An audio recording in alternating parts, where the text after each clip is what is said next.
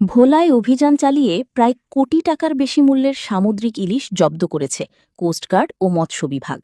এ সময় মাছ বহনে ব্যবহৃত ৩টি ট্রাকও জব্দ করা হয়। গোপন সংবাদের ভিত্তিতে গতকাল রাত ১০টার দিকে ভোলা সদর উপজেলা সিনিয়র মৎস্য কর্মকর্তা ও কোস্টগার্ড দক্ষিণ জোনের সদস্যরা যৌথ অভিযান পরিচালনা করেন।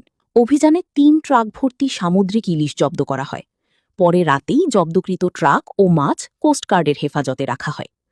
আজ সকালে জব্দ করা মাছগুলো পরীক্ষা নিরীক্ষা শেষে মৎস্য বিভাগ জানায়, নিষিদ্ধ সময়ে সাগরে মাছ শিকার করায় এসব ইলিশ অবৈধ হিসেবে ঘোষণা করা হয়েছে। ভোলা সদর উপজেলা সিনিয়র মৎস্য কর্মকর্তা মোহাম্মদ মেহেদী হাসান ভূঁইয়া জানান, অভিযানে জাটকা ও ইলিশসহ মোট ১০,১৪০ কেজি সামুদ্রিক মাছ জব্দ করা হয়েছে, যার আনুমানিক বাজার মূল্য ১,১,৪০,০০০ টাকা। গতকাল রাত আনুমানিক 10টা থেকে 12টার মধ্যে বাংলাদেশ কোস্টগার্ড এবং সিনিয়র উপজেলা মৎস্য অফিসারের কার্যালয় ভোলা সদর কর্তৃক যৌথ অভিযানে এখানে সামুদ্রিক প্রায় ১০,১৪০ কেজি মাছ জব্দ করা হয়েছে, যার আনুমানিক মূল্য ১,১,৪০,০০০ টাকা।